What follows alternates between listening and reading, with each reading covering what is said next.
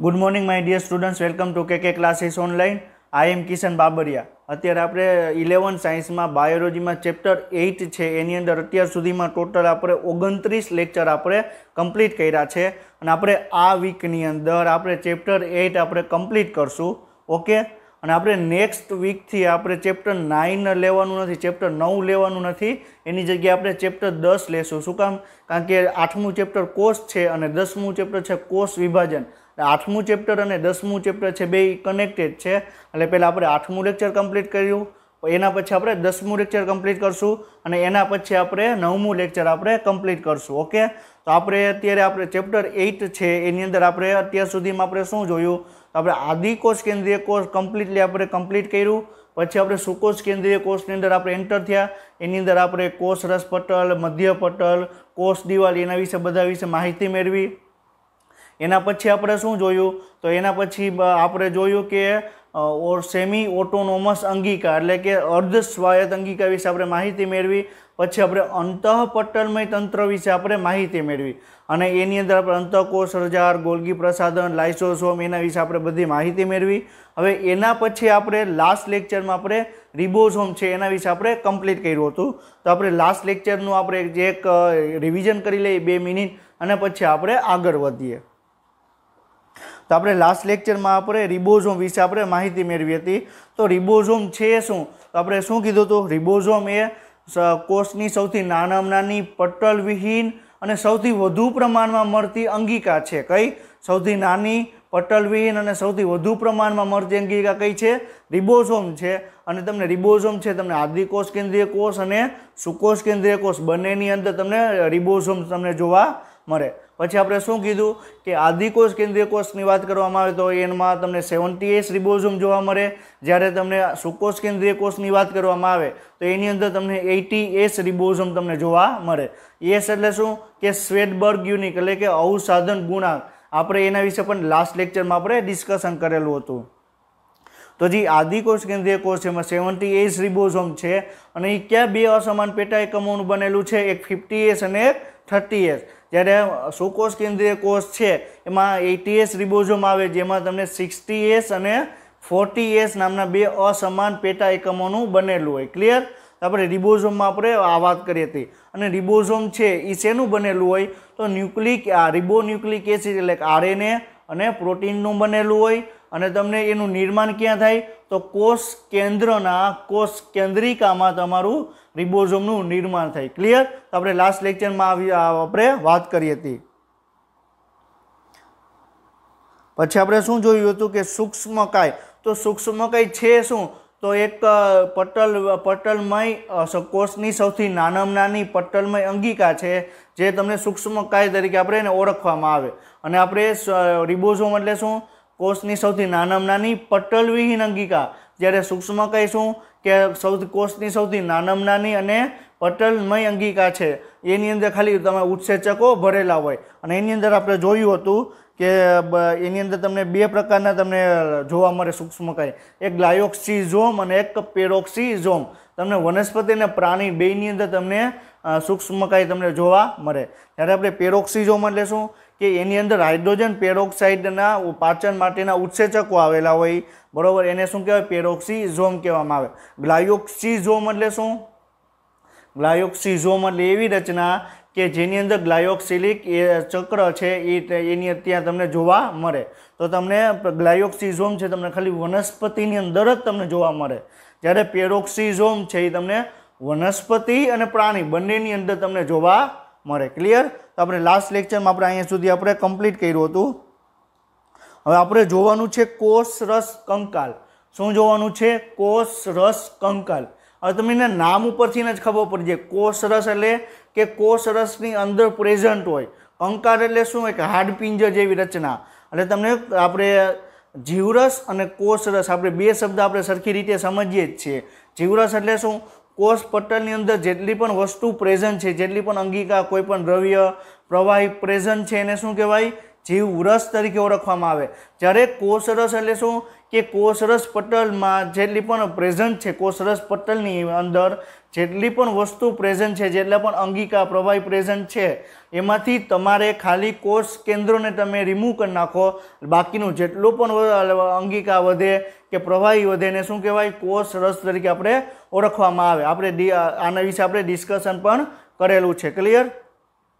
તો તમને કોષરસની અંદર તમને એક હાડપિંજર જેવી એક કંકાલ જેવી તમને રચના જોવા મળે, એને શું કહેવાય? કોષરસ કંકાલ. એટલે કંકાલ એટલે ટૂંકમાં શું છે? એક પ્રોટીનની બનેલી એક જાળી જેવી રચના છે. આપણે શું કીધું? અંતઃકોષ રજાળ વિશે આપણે શું કીધું હતું? કે અંતઃકોષ રજાળ છે એ તમને કોષ કેન્દ્રોની ફરતે તમને એક જાળી જેવી રચના જોવા મળે, એને શું કહેવાય? અંતઃકોષરસ જાળ તરીકે ઓળખવામાં આવે. જ્યારે કોષરસ કંકાલ એટલે શું? એક પ્રોટીનની બનેલી એક જાળી જેવી રચના છે. અંતઃકોષ રજાની જેમ જ એક જાળી જેવી રચના આવેલી હોય, પરંતુ એ પ્રોટીનની બનેલી હોય, એને શું કહેવાય? અંતઃકોષરસ કંકાલ તરીકે આપણે કોષરસ કંકાલ તરીકે આપણે એને ઓળખવામાં આવે. તો પહેલાં આપણે કોષરસ કંકાલ શું છે પહેલાં આપણે એનસીઆરટી પ્રમાણે આપણે જોઈ લઈએ, અને પછી આપણે આગળ ડિસ્કશન કરશું કે બીજી કઈ એનસીઆરટી સિવાયના શું શું પોઈન્ટ છે એ પછી આપણે ડિસ્કશન કરશું. તો કોષરસ કંકાલ એટલે શું? એને ઇંગ્લિશમાં તમે શું કહેવાય? સાયટોસ્કેલેટોન. શું કહેવાય? સાયટોસ્કેલેટોન. કોષરસ કંકાલ એટલે શું? કે સાયટોસ્કેલેટોન. યાદ રાખજો, નામ યાદ રાખજો. કોષરસ કંકાલ એટલે શું? સાયટોસ્કેલેટોન. ક્લિયર? હવે કોષરસમાં રહેલી તંતુમય પ્રોટીનની ફેલાયેલી જાળીદાર રચનાને શું કહેવાય? કોષરસ કંકાલ. ક્લિયર? તમને શું કીધું? કોષરસ કંકાલ એટલે શું? કોષરસની અંદર પ્રોટીનની બનેલી એક જાળી જેવી રચના આવેલી હોય, એને શું કહેવાય? કોષરસ કંકાલ તરીકે ઓળખવામાં આવે. ક્લિયર?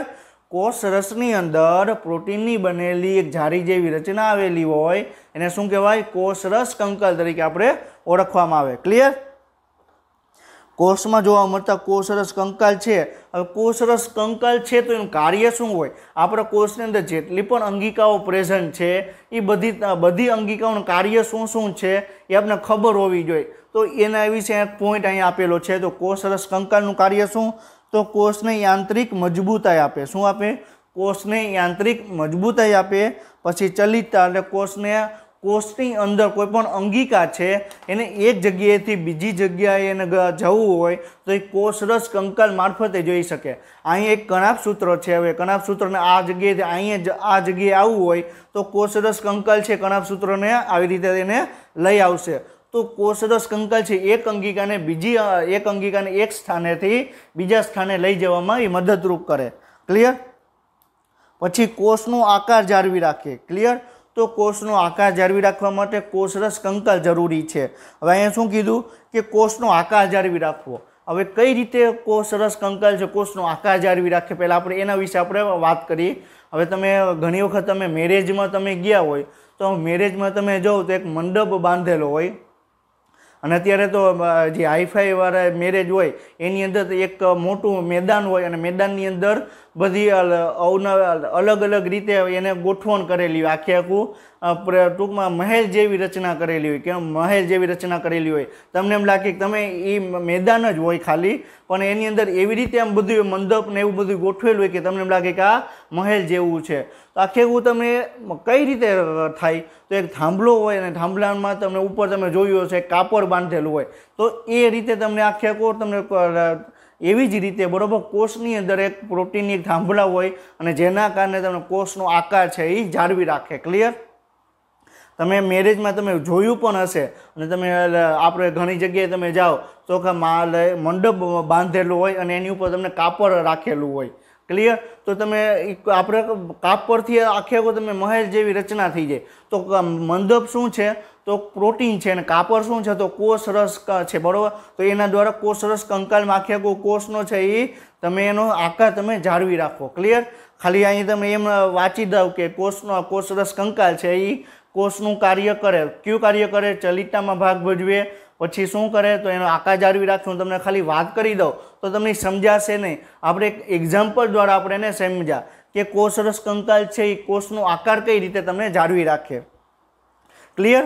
પછી આપણે જ્યારે કણાપ સૂત્રો અને હરિતકણ વિશે આપણે વાત કરતા હતા ત્યારે મેં તમને એક પોઈન્ટ એવો કીધો હતો કે કોષનો જેવો આકાર હશે એવો જ આકાર તમને હરિતકણ અને તમને કણાભ સૂત્રનું તમને જોવા મળશે. ક્લિયર? તો અહીંયા શું કહે છે, કોષનો આકાર જાળવવા માટે તમને કોષરસ કંકાલ ઉપયોગી છે. તો તમે ઇનડાયરેક્ટલી તમને એમ પૂછે કે કોષની અંદર જે હરિતકણ છે, કણાભ સૂત્રો છે, એનો આકાર જાળવી રાખવા માટે કઈ અંગિકા મહત્વપૂર્ણ છે? તો કઈ આવે? કોષરસ કંકાલ આવે. શું કામ?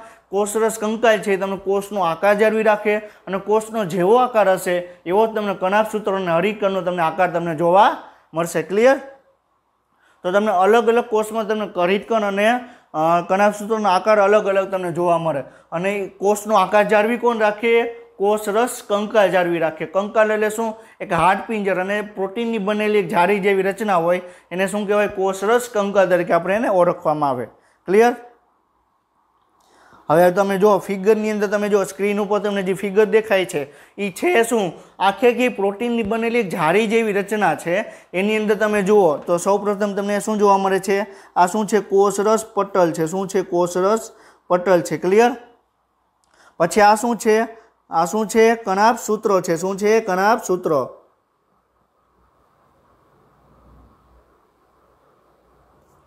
હવે તમે જુઓ તો કણાભ સૂત્રોની આજુબાજુ તમે જુઓ તો આખી પ્રોટીનની બનેલી જાળી જેવી રચના હશે જે તમને કણાભ સૂત્રો જ્યારે આમ જોડાયેલી હશે. આ કણાભ સૂત્રો છે અને આ પ્રોટીન જેવી રચના છે. તો આવી રીતે કણાભ સૂત્રો જોડાયેલી છે. તમે જોઈ શકો છો ફિગરની અંદર. તમે આ ભાગ તમે જુઓ, આ ભાગ તમે જુઓ એટલે તમે જોઈ શકો કે કણાભ સૂત્રો છે. કણાભ સૂત્રોની જોડે તમને આખી કંકાલ જેવી રચના જોડાયેલી હોય. પ્રોટીનની રચના છે એ તમને આખી કણાભ સૂત્રો જોડે જોડાયેલી હોય. ક્લિયર? તો અહીં કણાભ સૂત્રો છે એક જગ્યાએથી બીજી જગ્યાએ એને જવું હશે તો એને મોકલવા માટે એક સ્થાનેથી બીજા સ્થાને જવું હશે તો એ તમને કોષરસ કંકાલ મહત્વપૂર્ણ ભાગ ભજવે. ક્લિયર? તો કોષની અંગિકામાં જે એક સ્થાનેથી બીજા સ્થાને જવું હોય તો કોષરસ કંકાલ મહત્વપૂર્ણ છે. ક્લિયર? હવે તમે જુઓ આ તમને રચના તમને જોવા મળે છે. શું છે? બરાબર, આ બધું શું છે? આ બધું કોષરસ કંકાલ છે. અને કોષરસ કંકાલ છે એની અંદર તમને 3 પ્રકારના તમને તંતુઓ તમને જોવા મળે અને આગળ આપણે ડિસ્કશન પણ કરશું. ક્લિયર? તો તમને કોષરસ કંકાલ છે એની તમને માહિતી મેં તમને આપી. એ તમને સ્ક્રીન ઉપર તમને ઇમેજ પણ તમને બતાવવામાં આવી છે. ક્લિયર? હવે આપણે આપણે કોષરસ કંકાલ છે એ સમજવું હોય તો પહેલાં આપણે એ સમજવું પડે કે કોષરસ કંકાલ છે કોષની અંદર તમને કઈ જગ્યાએ તમને જોવા મળે. કોષરસ કંકાલ છે કોષની અંદર કઈ જગ્યાએ તમને જોવા મળે પહેલાં આપણે એ માહિતી પહેલાં મેળવીએ. તો શું કીધું કે જીવરસ અને કોષરસ આપણે આ લેક્ચરમાં સ્ટાર્ટિંગમાં વાત કરી કે જીવરસ એટલે શું કે તમને કોષરસ પટલથી ઘેરાયેલી એક પ્રવાહી હોય એની અંદર બધી અંગિકાઓ આવેલી હોય એને શું કહેવાય? જીવરસ તરીકે ઓળખવામાં આવે. અને જીવરસમાંથી તમે કોષ કેન્દ્રોને તમે બાદબાકી કરી નાખો તો બાકીની જેટલી પણ અંગિકા વધે, જેટલું પણ પ્રવાહી વધે એને શું ઓળખવામાં આવે? એને કોષરસ તરીકે આપણે એને ઓળખવામાં આવે. ક્લિયર? તો તમે જોઈ શકો કે સુકોષ કેન્દ્રીય કોષમાં જીવરસ છે ને 2 ભાગમાં વહેંચવામાં આવે. એક કોષ કેન્દ્ર રસ અને ક્યુ કોષ રસ. કોષ કેન્દ્ર રસ એટલે શું કે કોષ કેન્દ્રની અંદર જે પ્રવાહી ભરેલું છે એને શું કહેવાય? કોષ કેન્દ્ર રસ કહેવામાં આવે. અને કોષની અંદર જે પ્રવાહી ભરેલું છે એને શું કહેવાય? કોષ રસ. તો તમે જીવરસને તમે કઈ રીતે તમે દર્શાવી શકો? જીવરસ એટલે શું થાય? કોષ રસ પ્લસ કોષ કેન્દ્ર રસ. ક્લિયર?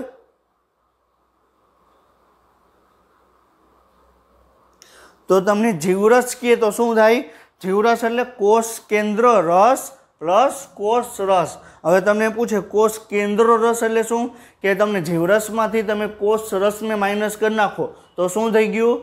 કોષ કેન્દ્ર રસ. ક્લિયર? તો તમને ખબર હોવી જોઈએ કે કોષરસ કંકાલ તમને ક્યાં જોવા મળે? તો કોષરસ કંકાલ છે એ તમને કોષરસની અંદર તમને જોવા મળે. તમારી એનસીઈઆરટીમાં પણ આ પોઈન્ટ ક્લિયર લખેલો છે કે તમને કોષરસ કંકાલ ક્યાં જોવા મળે? કોષરસની અંદર એક પ્રોટીનની જાળી બનેલી હોય એને શું કહેવાય?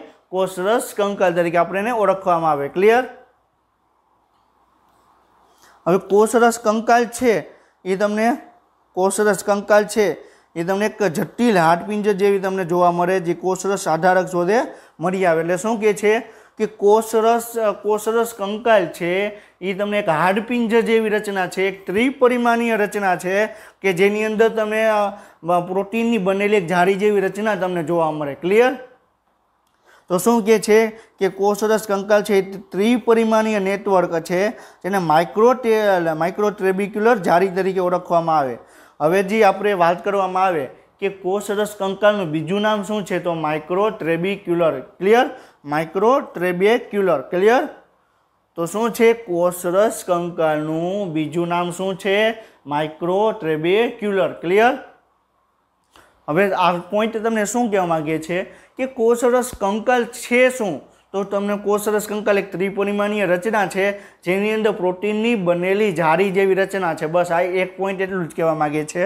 આ બે પોઈન્ટ છે AIPMTમાં ઓલરેડી આ પ્રશ્ન પૂછાઈ ગયેલા છે એટલે મેં અહીંયા તમને આવા ડિસ્કશન અહીંયા કર્યું. ક્લિયર? તો તમને શું કહે છે કે ત્રિપરિમાણીય રચના તમને જોવા મળે. હવે મેં તમને વાત કરી ને કે કોષરસ કંકાલ છે એ 3 ઘટકોનું બનેલું છે. કોષરસ કંકાલ છે એ તમને 3 ઘટકોનું બનેલું છે અને 3 ઘટકો કઈ રીતે ડિવાઈડ કરવામાં આવ્યા તો એનો વ્યાસ કેટલો છે એ તમને છે. વ્યાસ એનો કેટલો છે એના ઉપર એના ઘટકોને 3 ભાગમાં ડિવાઈડ કરવામાં આવ્યા. એનો વ્યાસ કેટલો છે એના આધારે એને 3 ભાગમાં એને ડિવાઈડ કરવામાં આવ્યા. તો કોષરસ કંકાલ છે એને 3 ભાગમાં ડિવાઈડ કરવામાં આવ્યા. કે સૂક્ષ્મ નલિકા, સૂક્ષ્મ તંતુ અને મધ્યવર્તી સૂક્ષ્મ નલિકા.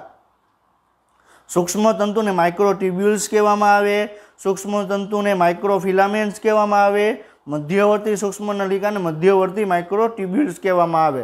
ક્લિયર? આ જે પોઈન્ટ તમને 3 ઘટકો છે એ તમારા ગુજરાતીના નામ અને ઇંગ્લિશમાં નામ તમારે બધાય યાદ રાખવા પડે. ક્યારેક તમને એમ પણ પૂછે કે માઇક્રોટ્યુબ્યુલ શું છે. હવે તમને એમ ન પૂછે કે તમે સૂક્ષ્મ નલિકા શું છે પણ એવી શબ્દ વાપરે કે માઇક્રોટ્યુબ્યુલ પણ તમે ગભરાઈ જાઓ આ આવ્યું શું પણ ક્લિયરલી માઇક્રોટ્યુબ્યુલ્સ એટલે શું થાય કે સૂક્ષ્મ નલિકા થાય. હવે આપણે હમણાં વાત કરી એ પ્રમાણે કે જે 3 ઘટકો છે એનો વ્યાસ કેટલો છે એના આધારે તમે એનો 3 ઘટકો એના 3 ઘટકો પાડવામાં આવ્યા. ક્લિયર? તો સૂક્ષ્મ નલિકાનો વ્યાસ છે સૌથી વધુ તમને જોવા મળે. ક્લિયર? સૂક્ષ્મ નલિકાનો સૌથી વધુ વ્યાસ જોવા મળે. પછી સૂક્ષ્મ તંતુ છે એનો વ્યાસ તમને સૌથી ઓછો તમને જોવા મળે. અને જે મધ્યવર્તી છે એના નામ ઉપરથી ખબર પડી જાય કે મધ્યવર્તી એટલે શું કે બે વચ્ચેનો વ્યાસ તમને જોવા મળે. બરોબર? તો મધ્ય આ બેનો વ્યાસ છે તમને મધ્ય તમને જોવા મળે. તો સૂક્ષ્મ નલિકાનો વધુમાં વધુ વ્યાસ કેવો હોય 25. બરોબર છે? 25 નેનોમીટર. પછી જ્યારે સૂક્ષ્મ તંતુનો વ્યાસ કેટલો હોય 10 નેનોમીટર. બરોબર છે? અને મધ્યવર્તીનો કેટલો હોય 7 નેનોમીટર. સોરી અહીંયા ઓછામાં ઓછો 7 આવે અને મધ્યમાં અહીંયા 10 આવશે. ક્લિયર? તો સૂક્ષ્મ નલિકા છે તો સૂક્ષ્મ નલિકાનો વ્યાસ કેટલો હશે 25 નેનોમીટર. સૂક્ષ્મ તંતુનો વ્યાસ કેટલો હશે 7 નેનોમીટર. અને મધ્યવર્તી સૂક્ષ્મ નલિકાનો વ્યાસ કેટલો હશે કે એનો વ્યાસ હશે 10 નેનોમીટર. ક્લિયર? હવે ઘણા સ્ટુડન્ટ એવું કહે છે કે તમે ખાલી NCERT પ્રમાણે તમે ભણાવો. હવે આપણે NCERT સિવાયના પોઈન્ટ ઉપર પણ આપણે ડિસ્કશન કરીએ છીએ. એનું રીઝન એ છે કે પહેલાં નીટની એક્ઝામ છે પહેલાં અલગ બોર્ડ દ્વારા લેવામાં આવતું હતું અને અત્યારે નીટની એક્ઝામ છે ત્યારે NTA દ્વારા લેવામાં આવે છે. મેં લાસ્ટ લેક્ચરમાં પણ આના વિષય ઉપર મેં તમને ડિસ્કશન કરેલું છે.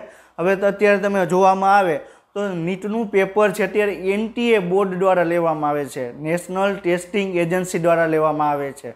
હવે તમે NTAની જે મોક ટેસ્ટ બહાર પાડવામાં આવી 2020ની અંદર તમે એની અંદર તમે જુઓ તો એમાં મોટાભાગના ક્વેશ્ચન છે એ તમારી ટેક્સ્ટ બુક સિવાયના ક્વેશ્ચન છે અને થોડાક તમારે છે બરોબર બહાર તમારે જવું પડશે. અને આપણે જે કોષરસ કંકાલ છે ખાલી આપણે જે પહેલી સ્લાઇડ જોઈતી એટલું તમારી ટેક્સ્ટ બુકની અંદર આપેલું છે. બહારનું આપણે ભણવાનું છે. શું કામ? કારણ કે તમારો જે કોષરસ કંકાલનો એક ભાગ છે એ તમારા 11મા ધોરણમાં જે એક ચેપ્ટર આવે છે હલનચલન અને પ્રચલન એની અંદર આખું તમારે પાછું ડિટેલ્સમાં તમારે ભણવાનું આવશે. ક્લિયર? હવે એ ચેપ્ટર તમે ભણતા પહેલાં તમારે એનો પાયો છે આ ચેપ્ટરમાં ખુલે છે. તો આ ચેપ્ટરમાં કોષરસ કંકાલ શું છે તમે ડિટેલમાં તમે એનો અભ્યાસ કર્યો હશે તો તમને ખબર પડશે કે કોષરસ કંકાલ છે શું, કઈ રીતે કાર્ય કરે છે. ક્લિયર? તો આપણે કોષરસ કંકાલ છે તમારે આપણે ડિટેલમાં ભણવાનું છે. હવે તમે અત્યારે 11 સાયન્સમાં તમે અત્યારે સ્ટડી કરો છો. હવે તમે તમારા જે સિનિયર હશે જે અત્યારે 12 સાયન્સમાં સ્ટડી કરે છે, હું તમને ખાલી ક્વેશ્ચન પૂછું ને એ ટાઈપના તમે ક્વેશ્ચન પૂછશો ને તો એને નહીં આવડતા હોય. હોશિયારમાં હોશિયાર સ્ટુડન્ટ હશે, બરોબર, તો એને તમે ક્વેશ્ચન પૂછશો તો એ ક્વેશ્ચન છે એ તમને સરખી રીતે જવાબ નહીં આપી દેશે. કે જેને સરખી રીતે સમજ્યા હશે એ જ વ્યક્તિ તેને જવાબ આપી દેશે. હવે આપણી ટેક્સ્ટ બુકમાં એમ આપેલું છે કોષરસ કંકાલ. હવે શું છે, કઈ રીતે એનું કાર્ય શું છે, એ બધી તમે પૂછશો એટલે તમને એની બધી ખબર હશે. હવે તમને એમ પૂછવામાં આવે કે આપણે જે હલનચલન પ્રચલનવાળું ચેપ્ટર છે એની અંદર આવે કે માયોસિન શું છે, એક્ટિન શું છે, પછી એ બીમ, ઝેડ બીમ શું છે, બધી તમે પૂછશો, બધું એને આવડતું હશે. ક્લિયર? પણ હવે તમને એમ પૂછવામાં આવે કે એક્ટિન અને માયોસિન છે એ છે શું, એ તમને કોષમાં કઈ જગ્યાએ પ્રેઝન્ટ હોય તો એ માથું ખંજવાશે. એક્ટિન માયોસિન કઈ જગ્યાએ આવેલું હોય તો એને ખબર નહીં હોય. એનું બેઝ છે કે તમારે 8મું ચેપ્ટર મેં ક્લિયર કરો તો એ તમે કોષરસ કંકાલની અંદર તમારે એક્ટિન અને માયોસિન નામના પ્રોટીન આવેલા હોય, એ કઈ રીતે કાર્ય કરે એ હમણાં પણ આપણે આગળ જોશું. બરોબર છે? પણ એક વસ્તુ યાદ રાખજો કે તમારે જો ચેપ્ટર તમારે આખે 11મું છે નીટ માટે 360માંથી મોર દેન 300 માર્ક્સ તમારે લઈ આવવા હોય તો તમારે બેઝિક ઇન્ફોર્મેશન પણ તમારી પાસે હોવી જોઈએ. આ ચેપ્ટર જે અત્યારે કોષરસ કંકાલ જે આપણે વાત કરીએ છીએ એનો પાયો છે આપણે 19મું ચેપ્ટર આપણે જે હલનચલન પ્રચલનવાળું જે ચેપ્ટર છે એ ચેપ્ટરનો પાયો અત્યારે તમારે ચેપ્ટર 8ની અંદર તમારે આવે છે. એટલે તમારે આ ચેપ્ટર તમારે આ ચેપ્ટરનો જે આ ભાગ છે કોષરસ કંકાલ એ તમને ક્લિયર હશે તો જ તમને એ હલનચલન પ્રચલનવાળું ચેપ્ટર તમને આવડશે. હવે મેં તમને વાત કરી કે તમે એમ પૂછો કે એક્ટિન માયોસિન કઈ જગ્યાએ આવેલું હોય તો એને ખબર જ નહીં પડે. એક્ટિન અને માયોસિન છે એ કોષરસ કંકાલની અંદર પ્રેઝન્ટ હોય, બરોબર. હવે એ કઈ રીતે કાર્ય કરે છે એ બધી એને ખબર હશે પણ કઈ જગ્યાએ પ્રેઝન્ટ છે એને નહીં ખબર હોય, કારણ કે એને હલનચલન પ્રચલનવાળું ચેપ્ટર વાંચ્યું છે અને 8મું ચેપ્ટર વાંચ્યું છે. હવે એને બે ચેપ્ટરને કનેક્ટ કરીને એને વાંચ્યું નથી. હવે તમારે નીટની એક્ઝામમાં મોસ્ટ પ્રોબેબલી ક્વેશ્ચન એવો પણ આવશે કે બે ચેપ્ટરને કનેક્ટેડ કરેલા ક્વેશ્ચન પણ આવે. ક્લિયર? તો તમારે એ બધા ક્વેશ્ચન તમને આવડતા હોવા જોઈએ. હવે અત્યારે હું તમને કોષરસ કંકાલ શું છે, ખાલી એક પ્રોટીનની જાડી બનેલી રચના છે, એના કાર્ય હું તમને સમજાવી દઉં. કોષરસ કંકાલ એનાથી પૂરું નથી થઈ જતું, આપણે એનાથી આગળ વધવાનું છે. આપણે જે હલનચલન પ્રચલનનો પાયો છે એ આપણે આ કોષરસ કંકાલમાં છે. આપણે થોડુંક ડિટેલમાં આપણે જવાનું રહેશે. ક્લિયર? આપણે આગળ વધીએ. હવે તો કોષરસ કંકાલ છે 3 ઘટકોનું બનેલું હોય. કયા 3 ઘટકો? એક સૂક્ષ્મ નલિકા, સૂક્ષ્મ તંતુ અને મધ્યવર્તી સૂક્ષ્મ નલિકા. 3 ઘટકોનું બનેલું હોય અને 3 ઘટકો કોના આધારે પાડવામાં આવ્યા હોય તો એનો વ્યાસ કેટલો છે એના આધારે 3 ઘટકોમાં ડિવાઈડ કરવામાં આવ્યા. ક્લિયર?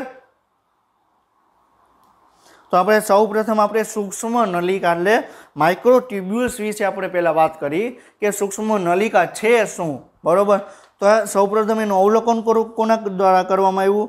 ડેરરો, બર્ટીસ અને ફ્રાન્ચી દ્વારા એનું અવલોકન કરવામાં આવ્યું. ડેરરો, બાર્ટીસ અને ફ્રાન્ચી દ્વારા છે એનું અવલોકન કરવામાં આવ્યું અને કોષરસની અંદર કંઈક જોયું. આ કંઈક ઝાડી જેવી કંઈક રચના છે અને અમુક અંગિકાને પકડેલી રાખે છે અને એ એક જે અંગિકા છે ને એક સ્થાનેથી બીજા સ્થાને લઈ જાય છે. એને કંઈક એવું અવલોકન કર્યું પરંતુ એને ખબર ન પડી, ડિટેલમાં એને કંઈ ખબર ન પડી કે છે શું. પરંતુ જે કોષરસ કંકાલ છે એ શબ્દ કોને આપવામાં આવ્યો તો એ સ્લોટર બેચ દ્વારા એને આપવામાં આવ્યો. કોના દ્વારા આપવામાં આવ્યો? સ્લોટર બેચ દ્વારા આપવામાં આવ્યો. હવે અહીંયા માઇક્રોટ્યુબ્યુલ શબ્દ કેમ વાપરેલો છે? કારણ કે ઘણી વખત તમને માઇક્રોટ્યુબ્યુલ્સ એવી કરીને પણ તમને ક્વેશ્ચન પૂછવામાં આવે તો તમને સૂક્ષ્મ નલિકા છે એનો તમને ઇંગ્લિશ વર્ડ પણ તમને ખબર હોવી જોઈએ કે માઇક્રોટ્યુબ્યુલ્સ એનો વર્ડ ઇંગ્લિશ વર્ડ થાય. ક્લિયર? પછી શું કહે છે કે માઇક્રોટ્યુબ્યુલ્સ એ બંધારણ છે જે સીધી લાંબી પાઇપ છે. ટૂંકમાં કહેવા શું માગે છે કે સૂક્ષ્મ નલિકા એટલે શું? એકદમ નળી જેવી રચના આવેલી, એકદમ પાઇપ જેવી રચના આવેલી. સૂક્ષ્મ એટલે શું? તમને સૂક્ષ્મ તો એ તમને પાઇપ એટલે કે આવી રીતે તમને જોવા મળે. ક્લિયર? આવી રીતે આખો પાઇપ હોય. હવે આ પાઇપની અંદર તમને આવી રીતે તમને નલિકામાં તમને રચના જોવા મળે તો આને શું કહેવાય? સૂક્ષ્મ નલિકા અથવા શું કહેવાય? માઇક્રોટ્યુબ્યુલ્સ. અને એનો વ્યાસ કેટલો હોય? 25 નેનોમીટર. ક્લિયર? તો એનો વ્યાસ કેટલો હોય 25 નેનોમીટર. હમણાં આપણે વાત કરી હતી ને, બરોબર. તો સૂક્ષ્મ નલિકા છે એ તમને શું છે, એક સીધી એક પાઇપ છે. આપણે તમે ઘરની અંદર તમે જોયું હશે તો ઘરની અંદર જે આપણે પાણી છે એને બહાર મોકલવા માટે એક મોટો એક પાઇપ આવેલો હોય, એક મોટો પાઇપ હોય, એના થ્રુ છે બધું પાણી, વેસ્ટ પાણી છે એ બધું બહારની તરફ એનો નિકાલ કરવામાં આવે. તો એવી જ રીતે સૂક્ષ્મ નલિકા કાંઈ નથી, ખાલી એક લાંબી એક પાઇપ છે અને એનો વ્યાસ કેટલો છે 25 નેનોમીટર. ક્લિયર? હવે તમે જોઈ શકો છો આ છે શું, તમે જો આ છે શું, આ એક પાઇપ જ છે. આ સૂક્ષ્મ નલિકાની રચના દર્શાવેલી છે અને આ તમને એક પાઇપ જેવી રચના તમને જોવા મળે છે. તો શું છે, તો સૂક્ષ્મ નલિકા છે એ કાંઈ નથી, ખાલી એક પાઇપ જેવી રચના છે, એટલું તમારે યાદ રાખવાનું. અને એનો વ્યાસ કેટલો છે 25 નેનોમીટર. ક્લિયર? મારી સૂક્ષ્મ નલિકાનો વ્યાસ કેટલો 25 નેનોમીટર. અને તમને કેવી રચના જોવા મળે, એક સીધી લાંબી એક પાઇપ જેવી તમને રચના તમને જોવા મળે. ક્લિયર? હવે માઇક્રોટ્યુબ્યુલ છે એનું કાર્ય શું છે? હવે માઇક્રોટ્યુબ્યુલ છે કોષને આંતરિક આધાર આપે. હમણાં વાત કરીને કે કોષરસ કંકાલનું મુખ્ય કાર્ય શું, તો કોષનો આકાર જાળવી રાખવો, કોષને આંતરિક મજબૂતાઈ આપવી, બરોબર. તો એના કોષરસ કંકાલના કાર્ય છે. તો કોષરસ કંકાલનો એક ભાગ છે સૂક્ષ્મ નલિકા, અને સૂક્ષ્મ નલિકાનો ભાગ કાર્ય શું, તો કોષને આંતરિક મજબૂતાઈ આપવી. આપણે વાત કરીને એક પાઇપ છે. હવે તમારે મંડપ બાંધવું હોય તો તમે મંડપની ઉપર તમે થાંભલો હોય અને એની ઉપર તમને કાપડ બાંધી દો. તો થાંભલો શું છે, એક પાઇપ છે, ગોળાકાર પાઇપ છે, એની અંદર તમને આખે એના દ્વારા છે કોષનો આપણે આંતરિક આધાર આપણે જાળવી રાખીએ. ક્લિયર? પછી કોષને આકાર પ્રદાન કરે. અને તમારા કોષનો સ્પેસિફિક આકાર જો હોય, અમુક કોષ છે તમને ગોળ જોવા મળે, અમુક કોષ છે તમને લંબગોળ જોવા મળે, અમુક અંડાકાર જોવા મળે, અમુક ચોરસ ટાઈપના તમને જોવા મળે. તો એનું કારણ શું, તો એનું કારણ છે કોષરસ કંકાલ. અને કોષરસ કંકાલની અંદર પણ સૂક્ષ્મ નલિકા છે એ મહત્વપૂર્ણ ભાગ ભજવે. હવે જો કોષ અંડાકાર હશે તો એનું જે સૂક્ષ્મ નલિકા છે પણ અંડાકાર ટાઈપની તમારે આખે છે અંડાકાર આકારનું તમને જોવા મળે. ક્લિયર? પછી કોષરસીય ગતિ, બરાબર. કોષરસીય ગતિ એટલે શું કહેવા માંગે છે કે કોષરસની અંદર એક અંગિકા છે એને એક સ્થાનેથી બીજા સ્થાને તમારે લઈ જવી હોય તો એના માટે તમારે સૂક્ષ્મ નલિકા તમારે મહત્વપૂર્ણ ભાગ ભજવે. ક્લિયર? તો આપણે માઇક્રોટ્યુબ્યુલ એટલે કોષરસ કંકાલનો એક ભાગ છે. માઇક્રોટ્યુબ્યુલ એટલે સૂક્ષ્મ નલિકા, એનો આપણે કાર્ય વિશે આપણે અત્યારે વાત કરી. ક્લિયર? હવે શું કહે છે કે કોષ વિભાજન દરમિયાન દ્વિધ્રુવીય ત્રાક છે એનું રચના કરે. કોષ વિભાજન દરમિયાન દ્વિધ્રુવીય ત્રાકનું રચના કરે. હવે આ છે શું એ કહેવા માંગે. દ્વિધ્રુવીય ત્રાક કઈ રીતે રચના કરે એના માટે કોષ વિભાજનનો એક નાનો એવો એક હિસ્સો આપણે અહીં સમજીએ. પછી આપણે જોશું કે કોષ વિભાજનમાં આપણે ડિટેલમાં આપણે જોવાનું જ છે, પણ એક નાનો એવો ભાગ આપણે અહીં ડિસ્કશન કરી લઈએ એટલે તમને મગજમાં યાદ આવે કે દ્વિધ્રુવીય ત્રાક છે શું. આપણે જ્યારે નેક્સ્ટ લેક્ચરમાં આપણે તારક કેન્દ્ર છે એના વિશે આપણે ડિટેલમાં અભ્યાસ કરશું ત્યારે આ શબ્દ આવશે કે દ્વિધ્રુવીય ત્રાક. હવે ત્યારે સમજતા પહેલાં અત્યારે સમજી લઈએ કે દ્વિધ્રુવીય ત્રાક છે શું. હવે આપણે કોષ વિભાજન એટલે શું થાય કે કોષ છે એનું વિભાજન કરવાનું, એક કોષમાંથી બે કોષ કરવાની જે પ્રક્રિયા છે એને શું કહેવાય, કોષ વિભાજન તરીકે આપણે એને ઓળખવામાં આવે. ક્લિયર? આ તમને બધાને ખબર જ છે, બેઝિક માહિતી છે. એક કોષ છે એમાં બે કોષ બને તો આખી જે પ્રક્રિયા છે એને શું કહેવાય, કોષ વિભાજન તરીકે આપણે ઓળખવામાં આવે નોર્મલી. ક્લિયર? હવે આપણે જે ડિટેલમાં આપણે એની ડેફિનેશન પણ વ્યાખ્યા પણ આપણે જોશું 10મા ચેપ્ટરમાં. હવે મારું કહેવાનો મિનિંગ એ છે કે હવે કોઈ પણ તમે ફેમિલીમાં રહ્યો છો, આજુબાજુમાં તમે ઘણા બધા ફેમિલીમાં પણ હશે. હવે તમે જોયું હશે કે બે ભાઈ છે મોટા થઈ ગયા, મેરેજ થઈ ગયા, હવે બે ભાઈને અલગ થવાનું છે તો એની જેટલી સંપત્તિ છે એ સંપત્તિમાં એને બટવારો થશે કે અડધી સંપત્તિ તારી, અડધી સંપત્તિ મારી. બરોબર છે? તો બે ભાઈ છે, હવે એની ખેડૂત માણસ છે તો એના જે પપ્પા હતા એ ખેડૂત હતા અને બે છોકરા છે એ જોબ કરે છે. તો હવે જે 20 વીઘા જમીન છે તો બે ભાઈને કેટલી આવશે, એકને 10 અને બીજાને 10. હવે એની પાસે બે કારખાના છે તો એક કારખાનું એક ભાઈને જશે અને બીજું કારખાનું છે એ બીજા ભાઈને જશે. આપણે નોર્મલી આપણે આ બધું જોઈએ જ છીએ. તો એવી જ રીતે કોષ વિભાજન પણ થાય. હવે કોષની અંદર જેટલી પણ વસ્તુ છે કે જેટલી પણ અંગિકા છે, જેટલો પણ પ્રવાહી છે એ એક ભાગમાં અડધું જાય ને એક ભાગમાં અડધું જાય. ક્લિયર? તો આપણે જોયું હશે કે રંગસૂત્રો છે એ તમને 23 જોડ તમને રંગસૂત્રો તમને જોવા મળે. મનુષ્યના કોષની અંદર 23 જોડ અને 26 રંગસૂત્રો તમને જોવા મળે. તો હવે બે જે રંગસૂત્રો છે એ રંગસૂત્રોને બે કોષમાં એને ડિવાઈડ કરવા પડે. એટલે એને બે કોષમાં ડિવાઈડ કરવા માટે તમારે દ્વિધ્રુવીય ત્રાકનું તમારે નિર્માણ થાય. તો ભાઈ કઈ રીતે થાય એ આપણે જોવાનું છે. ક્લિયર? આ એક કોષ છે, બરોબર છે. હવે અહીંયા તમને કોષની અંદર તમને અહીંયા તારા કેન્દ્ર જોવા મળશે. શું છે? આ તારા કેન્દ્ર છે. આપણે નેક્સ્ટ લેક્ચરમાં તારા કેન્દ્ર શું છે, 9+0 અરેન્જમેન્ટ કઈ રીતે હોય, 9+2 ગોઠવણી કઈ રીતે હોય, આપણે નેક્સ્ટ લેક્ચરમાં બધું જોશું, બરોબર છે. પણ અત્યારે આપણે દ્વિધ્રુવીય ત્રાકનું કઈ રીતે નિર્માણ થાય આપણે જોવાનું છે. ક્લિયર? તો અહીંયા તમને હવે બે ભાગમાં એને ડિવાઈડ કરવા હોય તો તમારે એક મધ્યસ્થ તરીકે તમારે એક જગ્યાએ તો તમારે ઊભું રહેવું પડે ને.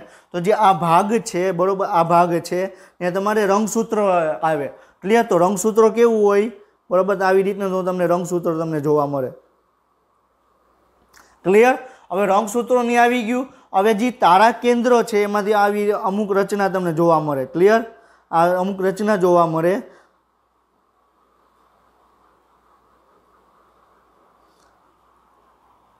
ક્લિયર? તો જે આ જે છે એ અહીંયા એક જોડાઈ જાય અને એક અહીંયા જોડાઈ જાય.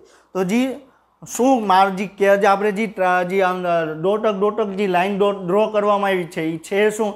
દ્વિધ્રુવીય ત્રાક. દ્વિ એટલે બે બાજુ, ધ્રુવીય એટલે શું કે બે ખૂણા ઉપર એ જે તંતુ જેવી એક રચના ઉત્પન્ન કરે એને શું કહેવાય?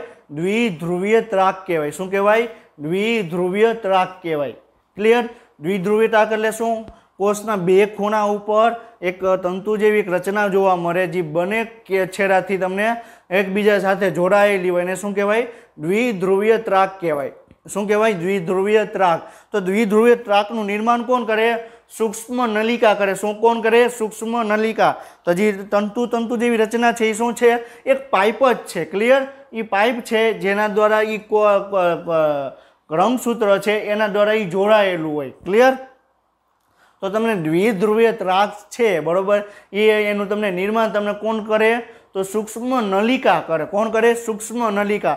હવે જ્યારે આપણે તારા કેન્દ્રો પણ આપણે અભ્યાસ કરશું ત્યારે પણ સૂક્ષ્મ નલિકાનો અભ્યાસ શબ્દ વાપરેલો છે, પણ ત્યારે ખબર ન પડે સૂક્ષ્મ નલિકા છે શું. તો સૂક્ષ્મ નલિકા શું કોણ છે? એક લાંબી એક પાઇપ છે જેનો વ્યાસ તમને 25 નેનોમીટર તમને જોવા મળે અને કોષરસ કંકાલનો એક મહત્વપૂર્ણ ભાગ છે. એના કાર્ય તમને વાત કરવામાં આવે તો તમને કોષની આંતરિક મજબૂતાઈ આપે, પછી એનો કોષ વિભાજન દરમિયાન દ્વિધ્રુવીય ત્રાકનું નિર્માણ કરે. ક્લિયર? પછી પક્ષમ અને કસાની રચના છે એમાં તમને પણ જોવા મળે. પક્ષમ અને કસા છે એની રચના છે, એનું માળખાકીય ઘટક છે, એના મૂળભૂત ઘટક છે, એની અંદર પણ તમને માઇક્રોટ્યુબ્યુલ્સ એટલે કે સૂક્ષ્મ નલિકા તમને જોવા મળે. ક્લિયર? તો પક્ષમ અને કસા શું છે? પક્ષમ એટલે શું? એકદમ નાની નાની રચના તમને જોવા મળે અને કસા એટલે શું? એકદમ મોટી રચના તમને જોવા મળે. નેક્સ્ટ લેક્ચરમાં આના વિશે પણ આપણે ડિસ્કશન કરશું કે પક્ષમ અને કસામાં તમને 9+2 ની ગોઠવણી કઈ રીતે તમને જોવા મળે. કોની ગોઠવણી? 9+2. ક્લિયર? તો તમને 9+2 ની ગોઠવણી કઈ રીતે જોવા મળે એ તમને ગોઠવણી કઈ રીતે થાય આપણે નેક્સ્ટ લેક્ચરમાં વાત કરશું. પરંતુ અત્યારે શું કોષ વિભાજન દરમિયાન દ્વિધ્રુવીય ત્રાકનું નિર્માણ કોણ કરે? સૂક્ષ્મ નલિકા કરે. પછી તમને પક્ષમ અને કસાની વાત કરવામાં આવે તો એનો માળખાકીય ઘટક પણ કોણ છે? સૂક્ષ્મ નલિકા. કોણ છે? સૂક્ષ્મ નલિકા. ક્લિયર? હવે તમે જુઓ તો આ શું છે? માઇક્રોટ્યુબ્યુલ્સ છે. તો આ શું છે? આખી આખો તમને પાઇપ જેવી રચના તમને જોવા મળે, બરોબર. આ પાઇપ છે, બરોબર. તો એની અંદર તમને જોવા મળે એનો વ્યાસ કેટલો હોય? 25 નેનોમીટર. ક્લિયર? તો તમને સૂક્ષ્મ નલિકા શું છે? આ એટલો સૂક્ષ્મ નલિકાનું કાર્ય શું છે આપણે એના વિશે આપણે ડિસ્કશન કર્યું. અને તમને એક સૂક્ષ્મ નલિકા એટલે કાંઈ નથી, ખાલી તમારે એક લાંબો એક પાઇપ છે. એક આપણે જે પાણીનું વહન કરવા માટેનો જે પાઇપ હોય ને, ઘરની બહાર આપણે જે વેસ્ટ વોટર છે એની ઘરની બહાર નિકાલ કરવો હોય તો આપણે એક મોટો એક પાઇપ આવેલો હોય. તો એક પાઇપ જેવી રચના છે. પાઇપ એટલે શું હોય? ખાલી એક ઉપર નળાકાર રચના હોય અને એની અંદર તમને ખાલી જગ્યા તમને જોવા મળે. તો તમે ખાલી જગ્યા એટલે શું હોય? એક પાઇપ જેવી રચના હોય. ક્લિયર? હવે આપણે માઇક્રોફિલામેન્ટ ઉપર જોવાનું છે. માઇક્રોફિલામેન્ટ એટલે સૂક્ષ્મ તંતુ વિશે આપણે વાત કરવાની છે. तो આપણે શું કહેવાનું છે? સૂક્ષ્મ નલિકા એટલે શું? એક સૂક્ષ્મ તંતુ એટલે શું કે એક તંતુ જેવી રચના જોવા મળે એનું શું કહેવાય? સૂક્ષ્મ તંતુ. નલિકા એટલે શું? નળી હોય અને એકદમ સૂક્ષ્મ તમને જોવા મળે એટલે શું કહેવાય? સૂક્ષ્મ નલિકા. ક્લિયર? તો તમને માઇક્રોફિલામેન્ટ છે એટલે પેલેવિટ્ઝ દ્વારા એનું સંશોધન કરવામાં આવ્યું. કોના દ્વારા?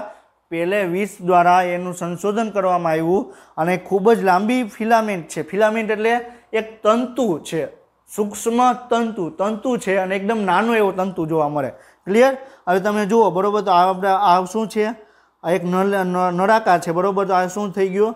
માઇક્રોટ્યુબ્યુલ્સ એટલે સૂક્ષ્મ નલિકા થઈ ગઈ. ક્લિયર? હવે સૂક્ષ્મ તંતુ એટલે શું? એકદમ પાતળી જેવી આમ રચના તમને જોવા મળે. ક્લિયર? તો એનો વ્યાસ તમને કેટલો જોવા મળે? 7 નેનોમીટર. કેટલો હોય? એનો વ્યાસ કેટલો જોવા મળે? 7 નેનોમીટર. માઇક્રોફિલામેન્ટ એટલે સૂક્ષ્મ તંતુ છે, એનો વ્યાસ કેટલો હોય? 7 નેનોમીટર. તમને સંકોચશીલ પ્રોટીન તમને એનો બનેલો હોય. સંકોચશીલ પ્રોટીન એટલે શું? કે સંકોચન વિકોચન થાય. આ સંકોચન થયું, વિકોચન, સંકોચન વિકોચન, સંકોચન વિકોચન. તેના માટેના જે પ્રોટીન આવેલા છે એને પ્રોટીનમાં મહત્વપૂર્ણ ભાગ કોણ ભજવે? માઇક્રોફિલામેન્ટ, સૂક્ષ્મ તંતુ. હવે મારો હાથ આવી રીતે છે, હું હાથને આવી રીતે આમ કરું તો મારા સ્નાયુનું ખેંચાણ થયું બરોબર છે. તો એને શું કહેવાય? સ્નાયુનું ખેંચાવવું અથવા મુક્ત થવું એના માટે પણ સૂક્ષ્મ તંતુ આવેલા હોય. એના માટે એક્ટિન અને માયોસિન તંતુ કામ કરે. કોણ કરે? એક્ટિન અને માયોસિન પ્રોટીન છે એમાં તો મહત્વપૂર્ણ ભાગ ભજવે. તો તમને સૂક્ષ્મ તંતુમાં તમને એક્ટિન અને માયોસિન પ્રોટીન આવેલા હોય જે તમને સંકોચશીલ પ્રોટીનમાં તમને મહત્વપૂર્ણ ભાગ ભજવે. હવે જ્યારે તમે પ્રચલન અને હલનચલન તમે જ્યારે ચેપ્ટર સ્ટડી કરશો ત્યારે પણ તમારે એક્ટિન અને માયોસિન વિશે તમારે ડિટેલમાં તમારે એનો અભ્યાસ કરવાનો આવશે. હવે આપણે એક પોઈન્ટ આપણે અહીંયા જોઈ લઈએ કે એક્ટિન અને માયોસિન કઈ રીતે કાર્ય કરે. અહીંયા શબ્દ આવ્યો કે સંકોચનશીલ બરોબર. તો કઈ રીતે કાર્ય કરે બરોબર છે? તો માની લો કે આ એક શું છે? એક્ટિન પ્રોટીન છે. શું છે? એક્ટિન પ્રોટીન છે. અને આ શું છે? માયોસિન પ્રોટીન છે. શું છે? આ એક્ટિન પ્રોટીન છે અને આ શું છે? Myosin protein. તો આવી રીતે જોડાયેલા હોય. કઈ રીતે હોય? આવી રીતે તમને જોડાયેલા હોય બરોબર છે. હવે તમે સ્નાયુને ખેંચ્યા એટલે શું થશે? પ્રોટીન આવી રીતે આવી રીતે આમ ઉપર થઈ જશે, પાછા આમ દૂર થઈ જશે, પાછા નજીક આવી જશે, પાછા દૂર આવી જશે. જ્યારે તમે સ્નાયુને ખેંચશો એટલે દૂર નજીક આવી જશે અને પાછા મુક્ત કરશો એટલે પાછા દૂર થઈ જશે. તો તમને આવી રીતે તમને એક્ટિન અને માયોસિન છે એ તમને કામ કરતા તમને જોવા મળે. ક્લિયર? તો તમને એક્ટિન અને માયોસિન તંતુ, એક્ટિન અને માયોસિન પ્રોટીન છે એ શેના બનેલા હોય? સૂક્ષ્મ તંતુના બનેલા હોય. ક્લિયર? અને તમને સંકોચનશીલ પ્રોટીન છે એ શું છે? સંકોચનશીલ પ્રોટીન છે અને એનો તમને વ્યાસ કેટલો જોવા મળે? 7 નેનોમીટર. ક્લિયર? હવે તમે સ્ક્રીન ઉપર તમે જોઈ શકો કે આ શું છે? માઇક્રોફિલામેન્ટ એટલે સૂક્ષ્મ તંતુ છે બરોબર. તો આવી રીતે તમને એક્ટિન અને માયોસિન આવી રીતે આમ ઉપર આમ જોડાયેલા હોય. એટલે તમે જોઈ શકો કે એક ચેઇન આવી રીતે હોય બરોબર. તો બીજી ચેઇન આવી રીતે આમ આખી આમ ગોળાકાર તમને જોવા મળે. ક્લિયર? તો તમને એક્ટિન અને માયોસિન છે કઈ રીતે કાર્ય કરે છે એ પણ આપણે વાત કરી. હવે કઈ રીતે કાર્ય કરે છે તો ડિટેલ્સમાં તો આપણે હલનચલન પ્રચલનવાળું જે ચેપ્ટર છે એમાં જ આપણે ડિસ્કશન કરવાનું છે. પરંતુ તમને એક પોઈન્ટ અહીં તમને ખબર હોવી જોઈએ કે આપણે જે એક્ટિન અને માયોસિન જે આપણે હલનચલન પ્રચલનમાં ભણશું એ કોનો ભાગ છે? સૂક્ષ્મ તંતુનો ભાગ છે. અને સૂક્ષ્મ તંતુ કોનો ભાગ છે? કોષરસ કંકાલનો. હવે મેં તમને વાત કરી હતી ને કે તમને એમ પૂછશો કે એક્ટિન માયોસિન શું છે તો એ તમને બધા આન્સર તમને કહી દેશે. પરંતુ તમે એમ પૂછશો કે એક્ટિન માયોસિન કઈ જગ્યાએ તમને જોવા મળે તો તમને એ જવાબ સરખી રીતે તમને આપી નહીં શકે. કારણ કે એ બે ચેપ્ટરને કનેક્ટેડ કરીને ભણતા નથી બરાબર. 8મું ચેપ્ટર ઇન્ડિવિજ્યુઅલ ભણે છે, પ્રચલન હલનચલનવાળું ચેપ્ટર છે એ અલગ ઇન્ડિવિજ્યુઅલ ભણે છે. એટલે બે ચેપ્ટરને કનેક્ટ કરીને ભણતા નથી. જો બે ચેપ્ટરને કનેક્ટ કરીને ભણે તો એને ઘણો બધો એને ફાયદો થાય. તો આપણે કનેક્ટિવિટી દ્વારા જ આપણે સ્ટડી કરવાની છે. ક્લિયર? હવે આપણે નેક્સ્ટ પાર્ટ જોવાનો છે. આપણે હવે જોવાનું છે સૂક્ષ્મ તંતુના કાર્ય. શું જોવાનું છે? સૂક્ષ્મ તંતુના આપણે કાર્ય વિશે આપણે વાત કરવાની છે. તો સૂક્ષ્મ તંતુ છે કઈ રીતે કાર્ય કરે તો આપણે વાત કરીને કે એમાં તમને એક્ટિન અને માયોસિન તમને પ્રોટીન જોવા મળે. અને એક્ટિન અને માયોસિન કઈ રીતે જોવા મળે? સંકોચનશીલ પ્રોટીન હોય. એટલે તમને સંકોચનશીલ હોય એટલે શું? હલનચલનમાં મુખ્યત્વે કાર્ય કરે. तो कोषनी अंदर जेटલું પણ હલનચલન થાય છે એમાં મુખ્યત્વે તમને આપણે સૂક્ષ્મ તંતુને કારણે તમને જોવા મળે। હવે અહીંયા શું કહે છે કે કોષ પટલ છે એનું હલનચલન, આ શબ્દ શું કહેવા માંગે છે? કોષ પટલ છે એનું હલનચલન કઈ રીતે થાય? બરોબર છે, આ શું છે? આ શું છે? કોષ પટલ છે। ક્લિયર? હવે અહીંયા આ અંદરનો ભાગ છે, બરોબર છે, આ શું છે? અંદરનો ભાગ છે અને આ બહારનો ભાગ છે। હવે અહીંયા એને ખોરાકના કણો અહીંયા પ્રેઝન્ટ છે। હવે કોષ ખોરાકના કણો બહાર પ્રેઝન્ટ છે, હવે એને અંદરની તરફ ખેંચવો હશે તો શું કરશે કે કોષરસ પટલ છે થોડુંક અંદરની તરફ આવી જશે। તો નેક્સ્ટ સ્ટેપ શું થશે કે બરોબર છે આવી રીતે તમને જોવા મળશે, બરોબર છે। તો ખોરાકના કણો તમને અંદર આવી જશે। તો હવે આ પટલ છે એ કઈ રીતે આમ અંદર આવ્યું? તો અહીંયા તમને સૂક્ષ્મ તંતુ તમને જોવા મળે। તો સૂક્ષ્મ તંતુ છે તમને ખેંચે। હવે આપણે સૂક્ષ્મ નલિકા છે, એક વસ્તુ યાદ રાખજો, સૂક્ષ્મ નલિકા છે એ ખાલી જોડાણ કરે, કોષરસ પટલ છે એની જોડે આમ જોડાણ કરે। પછી આપણે દ્વિધ્રુવીય ત્રાક છે એમાં તમને ખાલી રંગસૂત્રો છે એમાં સેન્ટ્રોમિયર જોડે ખાલી જોડાણ કરે। હવે ખેંચવાનું કાર્ય કોણ કરે? ખેંચવાનું કાર્ય કરે કોણ? સૂક્ષ્મ તંતુ। સૂક્ષ્મ તંતુ છે કોઈ પણ વસ્તુને આમ ખેંચે, હવે ખેંચશે એટલે એનું હલનચલન તો થવાનું જ છે। હવે બરોબર છે, તો આપણે કોઈ પણ આપણે ગાડી છે, ગાડી બંધ પડી જાય તો આપણે તમે ઘણી વખત તમે જોયું હશે કે રિક્ષા હોય, રિક્ષાની જોડે એક નાડું બાંધેલું હોય અને એની પાછળ જે ગાડી હોય, આ રિક્ષા આગળ ચાલશે એટલે ગાડી પણ એની આરે ગાડી ચાલશે। ક્લિયર? તો તમે ગાડી છે જે દોરડું છે એ શું છે? દોરડું છે એ શું છે? સૂક્ષ્મ નલિકા છે। હવે ખેંચવાનું કાર્ય કોણ કરે છે? રિક્ષા કરે છે। તો રિક્ષા શું છે? સૂક્ષ્મ તંતુ છે। ક્લિયર? તો સૂક્ષ્મ નલિકા છે ખાલી એમ જોડાણ કરે, જ્યારે સૂક્ષ્મ તંતુ છે એમ ખેંચવાનું કાર્ય કરે। કોઈ પણ વસ્તુને ખેંચે એટલે બહારની તરફ આવવાનું છે। ક્લિયર? અહીંયા જે ખોરાકના કણો હતા, જ્યાં અહીંયા જે સૂક્ષ્મ તંતુ હતા એ આમ ખેંચશે એટલે શું આવી રીતનું તમને જોવા મળશે। ક્લિયર? પછી શું કહે છે કે સ્નાયુ તંતુ છે એનું સંકોચન। આપણે વાત કરીને કે એક્ટિન અને માયોસિન તંતુ છે એકબીજા ઉપર, એક્ટિન છે આ માયોસિન છે, તો આવી રીતે આમ તમને જોવા મળે। ક્લિયર? તો એક્ટિન અને માયોસિન છે એમાં હલનચલન કરવું હોય તો સૂક્ષ્મ તંતુ કામ કરે। પછી કોષરસીય ગતિ। ક્લિયર? હવે આપણે શું વાત કરી કે આપણે કોષરસ છે, આપણે કણાભસૂત્ર છે, કણાભસૂત્રોની અંદર કણાભસૂત્રોની બહારની તરફ એક પ્રોટીનની બનેલી જાળી હોય એના દ્વારા જોડાયેલી હોય। આપણે સ્ટાર્ટિંગમાં આપણે જોયું હતું ને ફિગર સ્ક્રીન ઉપર, તો એ છે શું? એ જાળી જેવી રચના છે એ શું છે? માઇક્રોટ્યુબ્યુલ એટલે સૂક્ષ્મ નલિકા। અને ખેંચવાનું કાર્ય કોણ કરે? સૂક્ષ્મ તંતુ। એટલે કણાભસૂત્રો અહીંયા છે અને આ જગ્યાએ એને લઈ આવવું હોય એનું કાર્ય કોણ કરે? કોષરસ કંકારમાં આવેલું સૂક્ષ્મ તંતુ। ક્લિયર? કોષ વિભાજન દરમિયાન રંગસૂત્રીય હલનચલન। ક્લિયર? આ શું કે છે? રંગસૂત્રો જોડે છે, જોડાણ કોણ કરે? સૂક્ષ્મ નલિકા કરે। જ્યારે એનું ખેંચવાનું કાર્ય કોણ કરે? સૂક્ષ્મ તંતુ। એટલે એક વસ્તુ યાદ રાખજો, સૂક્ષ્મ તંતુ કોઈ પણ જગ્યાએ હશે એ ખેંચવાનું કાર્ય કરશે। આપણે ભારતમાં તમે જુઓ તો કોઈ પણ છે એ સરખી કાર્ય કરતું હશે કે નહીં કરતું હોય, પણ એકબીજાના પગ ખેંચવામાં છે, કોઈ ઉપર જતો હશે તેને ધરાથી એને નીચે ખેંચવાની ટ્રાય કરશે। તો એવી જ રીતે કોષરસ કંકાલની અંદર સૂક્ષ્મ તંતુ છે કોઈ પણ વસ્તુને આમ ખેંચશે એટલે એની આમ હલનચલન તમને જોવા મળે। ક્લિયર? તો તમને કોષરસ કંકાલની અંદર આપણે સૂક્ષ્મ તંતુ છે ખેંચવાનું કાર્ય કરે, સૂક્ષ્મ નલિકા છે એની વચ્ચે આમ જોડાણનું કાર્ય કરે। ક્લિયર? હવે આપણે મધ્યવર્તી તંતુની આપણે વાત કરવાની છે। તો મધ્યવર્તી તંતુ એટલે શું કે સૂક્ષ્મ નલિકા અને સૂક્ષ્મ તંતુ છે એનો જે વ્યાસ છે એની વચ્ચેનો વ્યાસ। સૂક્ષ્મ નલિકાનો વ્યાસ કેટલો? સૂક્ષ્મ નલિકાનો વ્યાસ કેટલો? કે 25 નેનોમીટર। સૂક્ષ્મ તંતુનો વ્યાસ કેટલો? 7 નેનોમીટર। તો તમને મધ્યવર્તી સૂક્ષ્મ તંતુ છે એનો વ્યાસ કેટલો તમને જોવા મળે? કે 10 નેનોમીટર તમને જોવા મળે। ક્લિયર?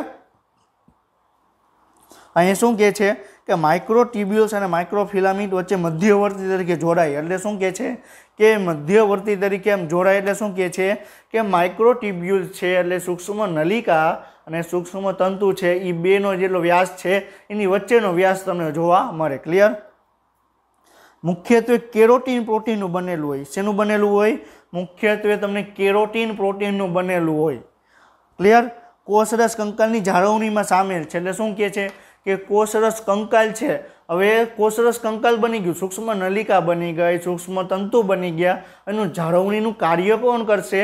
એને કઈ જગ્યાએ પ્રોબ્લેમ ક્રિએટ નથી થતો, કઈ જગ્યાએ તૂટ્યું નથી, ક્યાં કઈ જગ્યાએ સમારકામ કરવાની જરૂર છે, એ બધું ધ્યાન કોણ રાખે? મધ્યવર્તી સૂક્ષ્મ તંતુ ધ્યાન રાખે. અને માઇક્રોટ્યુબ્યુલ એટલે સૂક્ષ્મ નલિકા અને સૂક્ષ્મ તંતુના છે એને કાર્યને ટેકો આપે. ક્લિયર? હવે ઘણા છે તમે જ્યાં સંપીને તમે રહેતા હશો, બરાબર, કોઈ પણ ઘણા ફેમિલીમાં તમે જોયું હશે કે તમને સંપીને રહેતા હશે. તો એ સંપીને રહેતા હોય તો એનું કારણ શું? કે એક ભાઈ છે એ બીજા ભાઈ છે એનું કાર્ય છે એને ટેકો આપે. તો આપણે મેં પાંડવોની પણ તમે જોયું હશે કે જે મોટો ભાઈ યુધિષ્ઠિર છે એ કે એ પ્રમાણે બધા ભાઈઓ માને અને એકબીજાનું કામ છે એકબીજા જોડે એ વેચીને કાર્ય કરે. તો છે તમને આમ જ્યાં તમને સંપ હશે ત્યાં તમને જોવા મળશે. તો સંપ જેવું કાર્ય કોણ કરે? મધ્યવર્તી તંતુ કરે. એમ નહીં, એ મધ્યવર્તી તંતુ એમ નહીં કે હું મારું અકેલે હું મારું એકલું કામ કરીશ, એવું નહીં કે એ બેયની જોડે કાર્ય જોડાઈને એનું કાર્ય કરશે, બેયને હેલ્પ કરશે. ક્લિયર? હવે આ તમને મધ્યવર્તી તંતુ તમને જોવા મળે છે. ક્લિયર? તો તમને એ કાંઈ મધ્યવર્તી તંતુ એટલે એક નળાકાર ટાઈપનું જ હોય, બરાબર. એટલે લાઈન તમને કીધું કે તમને એનો વ્યાસ કેટલો હોય? 10 નેનોમીટર. તમને તંતુ જેવી રચના તમને જોવા મળે. જો ક્લિયર અહીં તમે જોઈ શકો કે તમને તંતુ જેવી રચના જોવા મળે, પરંતુ એનો વ્યાસ છે એ તમને સૂક્ષ્મ તંતુ કરતાં વધારે અને સૂક્ષ્મ નલિકા કરતાં ઓછો જોવા મળે. એટલે એનું નામ શું આપ્યું? મધ્યવર્તી તંતુ નામ આપવામાં આવ્યું. ક્લિયર? હવે જે તમને આમાં ફિગર દર્શાવેલી છે કે તમે જોઈ શકો કે આ શું છે? માઇક્રોફિલામેન્ટ એટલે સૂક્ષ્મ તંતુ થયા. પછી ઇન્ટરમીડિયેટ ફિલામેન્ટ એટલે શું થયું? કે તમને સૂક્ષ્મ મધ્યવર્તી તંતુ થયા. માઇક્રોટ્યુબ્યુલ એટલે સૂક્ષ્મ નલિકા. હવે એનો વ્યાસ કેટલો? સૂક્ષ્મ નલિકાનો વ્યાસ કેટલો? 25 નેનોમીટર. મધ્યવર્તી તંતુનો વ્યાસ કેટલો? 10 નેનોમીટર. અને સૂક્ષ્મ તંતુનો વ્યાસ કેટલો? 7 નેનોમીટર. તો તમે ફિગર તમને આપેલી છે સ્ક્રીન ઉપર, તમને જે ફિગર આપેલી છે એ ફિગરમાં તમને ત્રણેય ભાગ છે, એ ત્રણેય ભાગ છે અને તમને જોડાયેલા વ્યવસ્થિત તમને દર્શાવેલું છે કે ત્રણેય ભાગ છે એ કઈ રીતે સંકલનમાં કાર્ય કરે. ટૂંકમાં કે તમને ટૂંકમાં ત્રણેય વસ્તુ એક જ સ્ક્રીનની અંદર તમને બતાવેલી છે. ક્લિયર? તો તમને આપણે શું જોયું? સૂક્ષ્મ તંતુ વિશે વાત કરી, પછી સૂક્ષ્મ નલિકા વિશે વાત કરી અને પછી કોના વિશે વાત કરી? મધ્યવર્તી સૂક્ષ્મ તંતુ વિશે આપણે વાત કરી. ક્લિયર? હવે નેક્સ્ટ પોઈન્ટ છે પક્ષમ અને કસા. હવે આપણે પક્ષમ અને કસા છે આપણે આજના લેક્ચરમાં આપણે નહીં લઈએ, આપણે નેક્સ્ટ લેક્ચરમાં આપણે પક્ષમ અને કસા વિશે આપણે ડિસ્કશન કરશું. પરંતુ અત્યારે એટલો હવે આજે આપણે લેક્ચરમાં આપણે શું ભણ્યા? તો આપણે કોષરસ કંકાલ વિશે આપણે ડિટેલમાં આપણે અભ્યાસ કર્યા. આપણે જે પ્રચલન અને હલનચલન છે એના રિલેટેડ પણ આપણે વાત કરી કે તમને કોષરસ કંકાલ તમને 3 ભાગોનું બનેલું હોય, એમાં સૂક્ષ્મ નલિકા આવેલી હોય, સૂક્ષ્મ નલિકા તમને બીજા જોડે ખાલી જોડાણ કરે, સૂક્ષ્મ તંતુ આવેલા હોય જોડવાનું આમ ખેંચવાનું કાર્ય કરે, અને જ્યારે મધ્યવર્તી સૂક્ષ્મ તંતુ છે એકબીજાને બેયને છે એ હેલ્પ કરે. ક્લિયર? તો આપણે આજનો લેક્ચરમાં આપણે કોષરસ કંકાલ છે એના વિશે આપણે ડિસ્કશન કર્યું. તો હવે આપણે આજનો લેક્ચર આપણે અહીં કમ્પ્લીટ કરીએ છીએ અને નેક્સ્ટ લેક્ચર સુધી તમે વાંચતા રહ્યો.